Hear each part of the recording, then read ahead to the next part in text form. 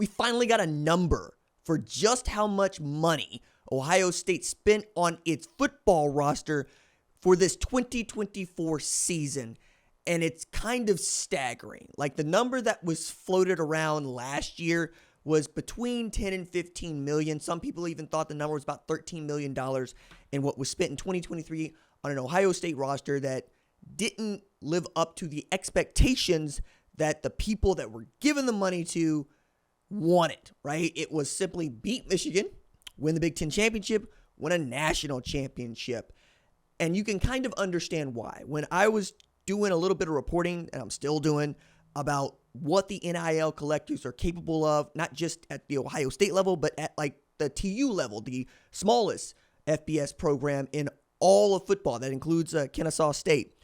The numbers are all over the map, and the collectives can only do so much, but what they can do is put all this money in a pot to use on specific players in specific instances. And this is an interesting time because Title IX has not yet come to effect the distribution of name, image, and likeness money from these NIL collectives. Another interesting aspect to this is Ohio State changing its athletic director earlier this year. Many of you know that Emporia State's own Ross Bjork is now the athletic director at Ohio State after having been an athletic director at Ole Miss and at Texas A&M. Neither one of those programs that won a football national championship in the 21st century. And if you're talking about Ole Miss, it's really hard. And if you're talking about A&M, it's 1939. But that's what they went to go do to replace Gene Smith. This is also a year in which Ross Bjork is probably going to evaluate Ryan Day by the results he sees on the football field. You'll know that Ross Bjork's other claim to fame as an athletic director is he is the guy who found the money to fire Jimbo Fisher, to pay Jimbo Fisher more than $76 million to go away, to go mow his lawn, and then was allowed to go hire Mike Elko from Duke to replace him before eventually taking this job at Ohio State. He is unafraid to try to make these decisions that usually cost a lot of money, and he can usually get to the money that would want to support such a decision to make it happen. So in Yahoo Sports, Ross Dellinger actually got a quote from Ross Bjork saying the amount of money that they spent on this roster in 2020 was about $20 million. $20 million. That's Caleb Downs. That's Quinshon Judkins. We think, allegedly, right? But you go at this another way. The roster is comprised of some of the most talented players in the country, and we genuinely believe that by ratings, by rankings, by production, it is the most talented roster in the country. So we'll do that, right? It's not just that they brought in Will Howard, Quinshon Judkins, Caleb Downs. It's that they got Emeka Egbuka to come back. It's Denzel Burke coming back. It's Jack Sawyer coming back. You get what I'm saying here? Like all the way down the line. And then you look at how they've been able to stack players on critical roster spots to get depth.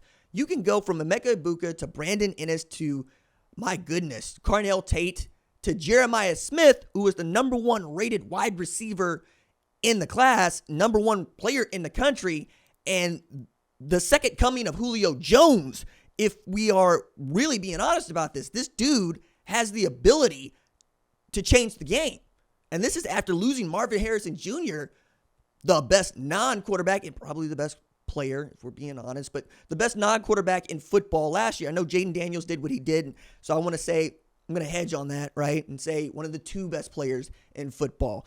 I still think that being able to replace this sort of production year in and year out has become about money, and Ohio State has said is cool. If that's what it's going to take, that's what it's going to take. One of the reasons that you're going to see a collective like Ohio State have this sort of success in raising the sort of money they can distribute is a couple things. One, losing to Michigan. Believe it or not, you're beating Michigan. You're going, why do we need to keep spending this kind of money? We're good. We're okay. That's what Michigan is doing. Like, Michigan doesn't want to be all in on its collectives in the way that Ohio State does.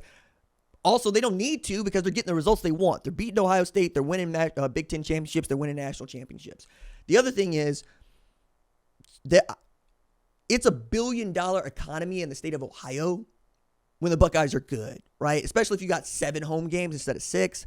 You can stand to be the boat, the tide that is raising all those boats. That's what Buckeye football is about. It's the same thing down in Tuscaloosa with Alabama. University of Alabama really does bring in quite a lot of revenue for the entire state, so much so that the Board of Regents are always on game. When Nick Saban first got the job at Alabama, it was going to take him some time to build, right?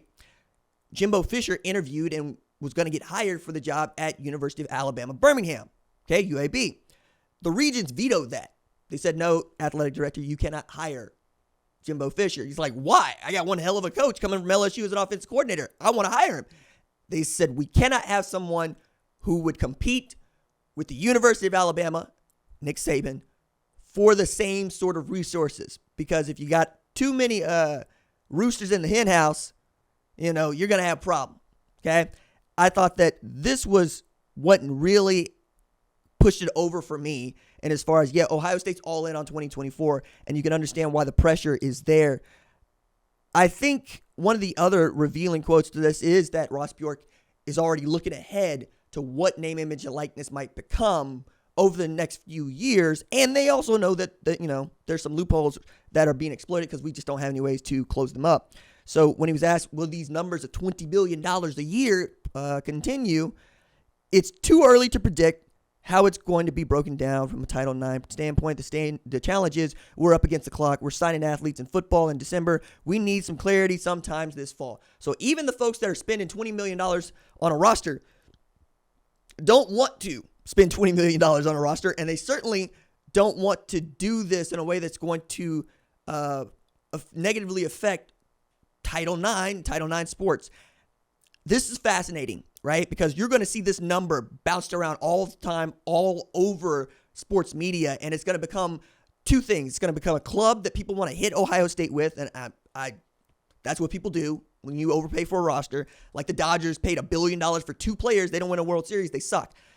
It ain't fair, but that's what it is, right? That's just how it's going to be talked about. The other way you're going to hear this talked about is, why aren't we spending this kind of money to go get players at our level, right? You're going to look at places like Southern Methodist who are going to go, cool, SMU, we're willing to pay.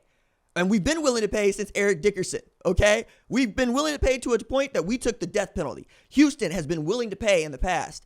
Folks like this don't get out of football. They stay in football. It's one of the things they can affect. It's why boosters love the sport, is it feels like you can affect winning doing something like this.